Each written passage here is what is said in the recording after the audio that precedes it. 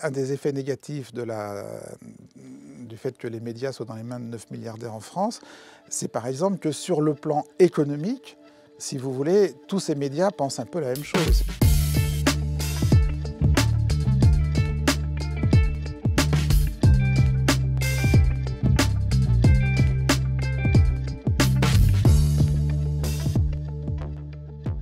Bonjour Daniel Schneerman, journaliste, animateur, directeur d'Arrêt sur Image. Vous publiez également une critique hebdomadaire dans le journal Libération. Alors ça vous aura pas échappé, il y a quelques semaines, il y a eu ce qu'on peut appeler une tempête médiatique avec cette fameuse fausse affaire du pont de Ligonnès. Le surlendemain de ces fausses informations, les médias se sont excusés. Ça n'a pas empêché un lot de critiques, encore une fois, à l'encontre des journalistes. D'où ma première question assez simple, est-ce que l'erreur en journalisme aujourd'hui est encore possible ? Je ne vois pas bien pourquoi elle serait moins possible qu'il y a 10 ans, 20 ans ou 50 ans. Bien sûr qu'elle est possible. On peut encore se tromper. Et quand des journalistes se trompent, donnent une fausse nouvelle, une nouvelle radicalement fausse, si vous voulez, comme celle de Ligonnès, c'est toujours très embêtant pour les médias qui la donnent. Voilà, cela dit, moi, ce que je pense, c'est que pour maintenir le pacte de confiance avec les lecteurs, les auditeurs, les internautes ou les téléspectateurs, quand on s'est trompé, le mieux, le plus simple, c'est de dire voilà, on s'est trompé, et voilà pourquoi on s'est trompé, et voilà comment on va faire pour éviter de se tromper à nouveau dans les années qui viennent. Ce qu'ont fait plus ou moins les médias, et je l'ai dit le surlendemain, enfin pas le lendemain, hein, le surlendemain. Est-ce que c'est pas l'occasion aussi, dans ce genre d'événements, malheureux pour les médias et pour la presse, de voir certains journalistes, que d'autres qualifieront de père la morale, pointer du doigt justement les journalistes? On a l'impression que l'esprit confraternel, qui est peut-être utopique en journalisme, n'est plus vraiment présent maintenant. Moi, je crois que l'esprit confraternel, comme vous l'appelez, est absolument désastreux pour la presse. Je revendique une absence totale de confraternité. La base du travail que je fais depuis 25 ans maintenant, puisque vous l'avez rappelé dans Arrêt sur Image, c'est de considérer que les médias et la production médiatique sont un sujet comme les autres, comme la politique, comme l'économie, comme la vie intellectuelle, et que donc il est non seulement légitime, mais nécessaire de faire par rapport aux médias ce que tous les journalistes font par rapport à la politique, c'est-à-dire des enquêtes, ils n'en font pas assez d'ailleurs, ils devraient en faire plus, des éditos, des papiers de réflexion, des papiers d'investigation, voilà. Je veux dire, pourquoi, au nom de quoi, les médias qui sont aujourd'hui un pouvoir considérable, même s'ils ont beaucoup perdu depuis que sont arrivés les nouveaux médias, hein, les réseaux sociaux, au nom de quoi les médias devraient échapper à l'investigation journalistique? Au nom de quelle impunité? Vous savez, il y a des dizaines de journalistes qui ne supportent pas, des centaines de journalistes qui, depuis 25 ans, ne supportent pas le travail que fait Arrêt sur Image. Mais c'est comme ça, j'en ai pris mon parti. Moi, je considère que ce travail est absolument nécessaire. Alors, un, il est nécessaire aux citoyens. Deux, je pense qu'il est nécessaire aux médias eux-mêmes. Il est nécessaire à la crédibilité des médias eux-mêmes. Je veux dire, il n'y a rien de pire, surtout aujourd'hui, où si vous voulez, dès qu'il va y avoir un bidonnage, une erreur, etc., il va être souligné par 10 000 internautes sur Twitter et sur Facebook. Il n'y a rien de pire, rien ne serait pire que l'impression dans le public que ces médias pourraient effectivement comme ça se gourer d'une manière totalement, encore une fois, dans l'impunité. Mais vous attaquez la discussion là-dessus, mais je trouve que moi, c'est pas l'essentiel aujourd'hui, les erreurs. Parce que des erreurs du genre du pont de Ligonnès, finalement, il y en a assez peu. Je veux dire, ce qui me paraît beaucoup plus préoccupant aujourd'hui, enfin, la lacune médiatique qui me paraît beaucoup plus préoccupante, si vous voulez, c'est de me rendre compte du nombre de sujets qui ne sont pas traités. Je vous prends un exemple très simple qui est emprunté aux journées que nous traversons aujourd'hui. Vous ouvrez aujourd'hui une chaîne d'information en continu, vous n'entendez parler que de voile, de radicalisation, de l'islam, des problèmes de l'islam, etc. Il se trouve que va être adoptée dans les jours qui viennent une réforme absolument radicale du système de l'indemnisation du chômage. Vous allez demander à n'importe qui dans la rue là, en quoi va consister la réforme du chômage. Les gens sont incapables de vous le dire, d'abord parce que c'est horriblement compliqué, Et c'est horrible, et parce que c'est horriblement compliqué, si vous voulez, vous avez vu un débat sur LCI ou sur CNews sur la réforme du chômage. Vous avez lu un long papier, et je vous dis ça parce que je viens d'en lire un dans Mediapart. Il se trouve que Mediapart, là, vient de faire un papier qui explique vraiment en détail, c'est très long, c'est très compliqué, en quoi un tas de gens, un tas de chômeurs vont perdre. Voilà, ça concerne les gens, ça, quand même. Comment peut-on expliquer le silence médiatique, si vous voulez, sur un sujet qui concerne autant de personnes, les chômeurs, leurs familles, et qui est d'une nécessité absolue? Alors justement, vous avez un début d'explication, vous-même? J'en cherche. Depuis 25 ans, j'en cherche. Alors, il y aurait évidemment de la complexité. C'est vrai que c'est compliqué. Mais nous, les journalistes, on est quand même habitués à simplifier des problèmes compliqués. C'est même la base de notre boulot. Et ce papier de Mediapart dont je vous parle, ils sont arrivés à travers 3 ou 4 cas types, si vous voulez, à simplifier un truc qui, c'est vrai, est compliqué. Mais je pense que la plupart beaucoup en tout cas, de directeurs de chaînes, de directeurs de médias, s'imaginent que ça n'intéressera pas les gens. S'imaginent que pour intéresser les gens, il faut des sujets beaucoup plus polémiques. Alors, en l'occurrence, si vous voulez, l'indemnisation du chômage, il y aurait de quoi polémiquer, parce que je trouve qu'il y a matière à polémique. Donc, il y a cette fausse idée que les questions économiques et sociales en général, si vous voulez, à partir du moment où il n'y a pas de... Il y a un truc important, c'est qu'il y a effectivement dans cette histoire de, par exemple, dans la réforme du chômage, ou la réforme des retraites, qui est aussi une question qui concerne absolument tout le monde, ou qui concernera tout le monde, et dans laquelle je trouve que c'est sous-médiatisé. C'est des histoires où il n'y a pas de gentils, il n'y a pas de méchants, si vous voulez. Je pense que beaucoup de journalistes et de directeurs de presse s'imaginent que pour qu'une bonne histoire médiatique fonctionne, il faut des gentils et des méchants. Le voile, etc., c'est très simple. Il y a la méchante femme voilée, on s'en méfie, elle a des arrière-pensées, etc. Donc ça marche bien. Voilà.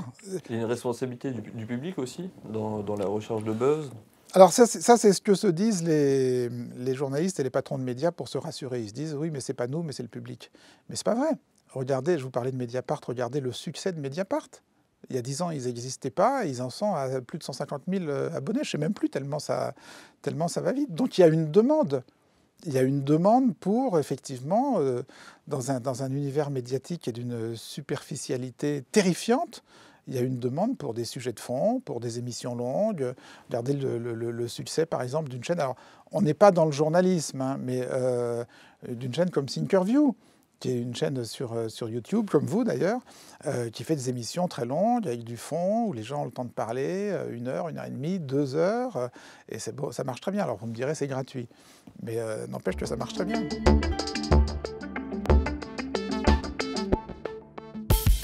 Je voudrais qu'on évoque la censure, même si on a un petit peu effleuré le sujet tout à l'heure. Qu'est-ce qui a changé en fait dans la censure, dans la presse et les médias ces dernières années, selon vous? Je ne sais pas, quelque chose a changé? C'est une question que je vous pose parce que c'est quelque chose qu'on entend régulièrement. On parle souvent des patrons, des 9 milliardaires qui possèdent tous les médias, etc. Mais finalement, ce n'était pas tellement nouveau, ça. On parle beaucoup ces dernières années. La Croix, vous le savez, publie chaque année un baromètre de confiance des Français dans les médias. Chaque année, on constate que les chiffres vont en s'écroulant. Pour autant, d'ailleurs, on se demande quand ils vont toucher le fond, d'ailleurs. À force de s'écrouler, c'est étonnant qu'ils ne soient pas déjà négatifs. Mais est-ce que vous avez constaté justement des changements dans cette censure? Non, franchement, ce qu'on appelle la censure, si vous voulez, alors évidemment, c'est une situation très préoccupante que la plupart des grands médias français, institutionnels, soient aux mains effectivement, de 9 hommes d'affaires ou 9 milliardaires. C'est embêtant. Bon, alors après, je ne pense pas que ça se traduise par des censures au sens où vous l'entendez. C'est-à-dire, c'est drôle, parce que depuis le début de cette conversation, vous parlez fausses nouvelles, vous parlez censure, mais je pense que les questions médiatiques sont beaucoup plus complexes que ça. Si vous voulez, les cas de fausses nouvelles sont rarissimes. Les cas de censure, avec le patron qui appelle au téléphone et qui dit « vous ne parlerez pas de ce machin-là » et tout, c'est rarissime aussi. Les choses se passent de manière tout à fait différente. Sur les hommes d'affaires, par exemple, je dirais que le système, d'une certaine façon, est sauvé par le fait que c'est une pluralité d'hommes d'affaires. et que même, y compris au sein des journaux qui sont possédés par des hommes d'affaires, si vous voulez, pour des raisons de rivalité interne entre les hommes d'affaires qui peuvent posséder le même journal, sont publiées des enquêtes. Je pense que vous voyez à quoi je fais allusion. Je fais allusion au Monde qui a multiplié les enquêtes sur un de ses patrons, Chretensky, les enquêtes très sévères et très, très négatives sur Chretensky. Bon, il s'est avéré ensuite que ces enquêtes arrangeait bien l'autre patron du Monde, Xavier Niel, qui était en confrontation avec Chretensky. Bon, donc au total, si vous voulez, ce genre de trucs finissent toujours par sortir. C'est pas un doux rêve de se dire que finalement le pluralisme tel que nous le connaissons en France permet un petit peu de pallier les éventuelles censures? Je pense pas censure. Je pense que les choses là aussi sont plus subtiles, si vous voulez. Un des effets négatifs du fait que les médias soient dans les mains de 9 milliardaires en France, c'est par exemple que sur le plan économique, si vous voulez, tous ces médias pensent un peu la même chose, c'est-à-dire pensent un peu que le libéralisme est la moins mauvaise des solutions et le moins mauvais des systèmes économiques. Évidemment, des patrons, si vous voulez, qui par ailleurs font des affaires dans les télécoms, font des affaires dans l'armement, font des affaires dans le BTP. La vision du monde qui est la leur ne consiste pas à aller vers, comment dire, une vision du monde de gauche, si vous voulez. Donc, la plupart de ces patrons, que ce soit Bouygues, Niel, Arnault, Bolloré, etc., ont tendance, à la tête des grands médias qu'ils possèdent, à nommer des directeurs de rédaction qui partagent leur vision du monde. Et à partir de ce moment-là, si j'ose dire, ça ruisselle. Justement, avec toutes ces critiques à l'égard de la presse, on parlait des milliardaires notamment, il y a eu une apparition ces dernières années d'une presse indépendante. Il y a aussi eu des médias audiovisuels. Je prends l'exemple par exemple du média Le Média, créé par des proches de la France Insoumise. Enfin, en tout cas, il a été présenté comme ça. Est-ce qu'il n'y a pas un risque pour les citoyens aussi de s'enfermer dans une espèce de case où les gens pensent comme eux et où finalement il n'y a plus forcément d'esprit contradictoire, d'ouverture d'esprit? Est-ce qu'il n'y a pas ce risque-là aussi? Ben, je ne pense pas qu'il soit plus dangereux, ce risque-là, dans les nouveaux médias indépendants que dans les anciens médias. Hein. Ce que j'étais en train de vous dire, c'est que les anciens médias, si vous voulez, enfin, les médias ce qu'on appelle les médias traditionnels, etc., sous l'apparence du pluralisme, sont aussi des médias qui ont une vision du monde et qui, d'une certaine façon, enferment leurs lecteurs dans une vision du monde. Alors, vous avez raison de dire que ce n'est pas forcément plus pluraliste, si vous voulez, dans les nouveaux médias. Mais ces nouveaux médias, vous parlez du Média par exemple, alors, qui a échappé depuis bien longtemps à l'emprise de la France Insoumise, maintenant après les différentes péripéties qu'il a traversées. Oui, c'est un média qui développe une vision du monde de gauche, c'est clair, comme Mediapart a une vision du monde de gauche, voilà. Donc au total, si vous voulez, j'ai envie de dire, ça aboutit à introduire un peu de pluralisme dans le paysage général, ce qui n'est pas un mal.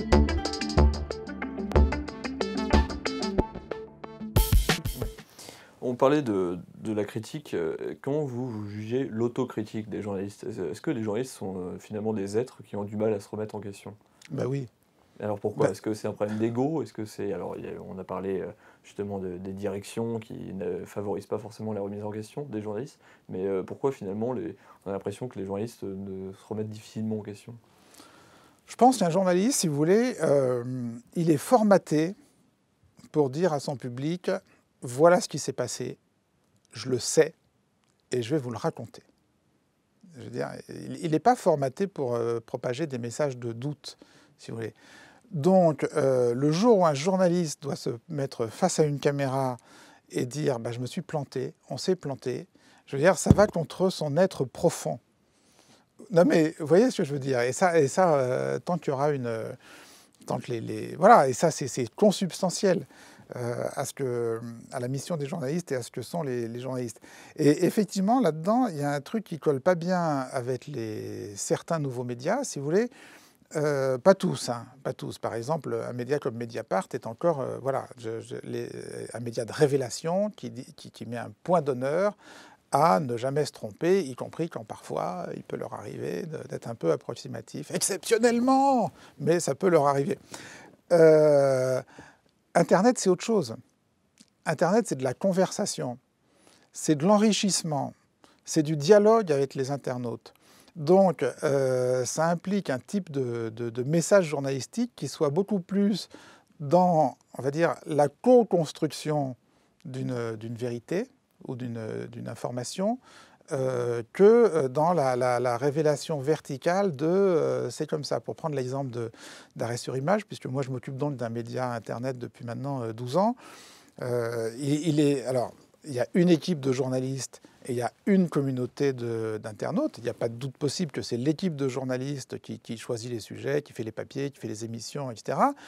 Mais d'une certaine façon en co-construction, c'est-à-dire qu'il y a beaucoup d'idées, de sujets qui nous sont donnés par le forum d'Arrêt sur Image, qui nous suggèrent « Tiens, mais vous devriez parler de ça. Tiens, vous avez parlé de ça, mais vous n'avez pas vu telle émission qui est intéressante pour vous, etc. » Vous voyez, on est beaucoup plus dans une démarche de ce genre. Et je pense que, si vous voulez, le métissage entre la culture Internet, qui est une culture horizontale, et la culture médiatique traditionnelle, qui est une culture plus verticale, va pousser forcément, par la force des choses, à des styles de narration plus co-construites, si je suis clair.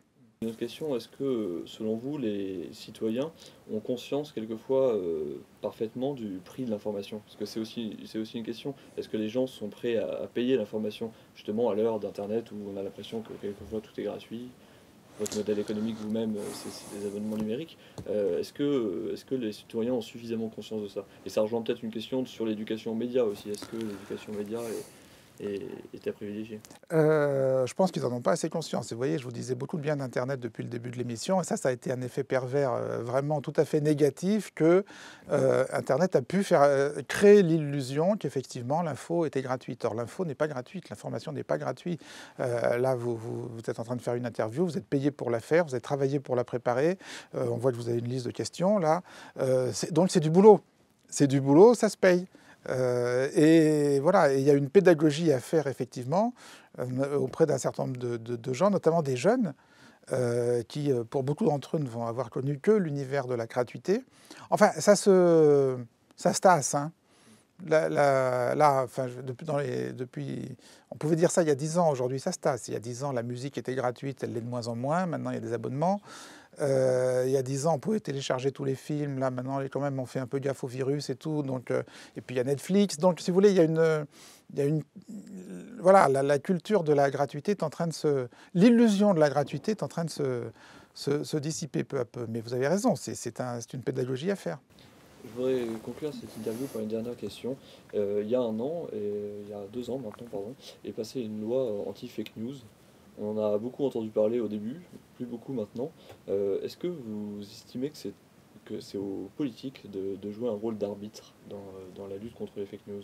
Ben non, parce qu'ils sont juges et partis, si vous voulez. Les politiques sont juges et partis. Quand le gouvernement passe une loi anti-fake news, si vous voulez, le gouvernement, il est pas seulement juge dans l'affaire, il est parti, puisqu'il y a un tas de papiers qui concernent le gouvernement, qui concernent Emmanuel Macron, dont le gouvernement ou Emmanuel Macron peuvent tout à fait subjectivement estimer que ces papiers ces infos sont des fake news, etc. Donc non. Moi, j'ai toujours pensé, si vous voulez, et ça nous ramène au début de la discussion, j'ai toujours pensé que le meilleur contre-pouvoir à la presse, c'est la presse elle-même. C'est la raison pour laquelle des plateformes d'anti-fake news se sont créées dans pas mal finalement de médias aujourd'hui. Oui, là vous pensez aux décodeurs, à Check News, etc. Non, non, mais ça c'est très bien. Ça c'est très bien. Je veux dire, ça fait tout à fait partie, effectivement, de la manière dont la presse peut... Alors, bon, si vous voulez qu'on prenne les décodeurs du Monde ou de Check News à Libé, ils ne fonctionnent pas vraiment comme des critiques médias, on est bien d'accord. Ils fonctionnent comme des vérificateurs de fausses déclarations par des responsables politiques, etc. Il est très rare qu'ils fassent de la critique média. Non, je pense que la solution, c'est Arrêt sur Image. C'est pour ça que j'invite tous nos spectateurs à s'y abonner, à un tarif modique. Ça sera une très belle conclusion. Merci Daniel Schneiderman. Merci à vous. Merci d'avoir répondu à la question.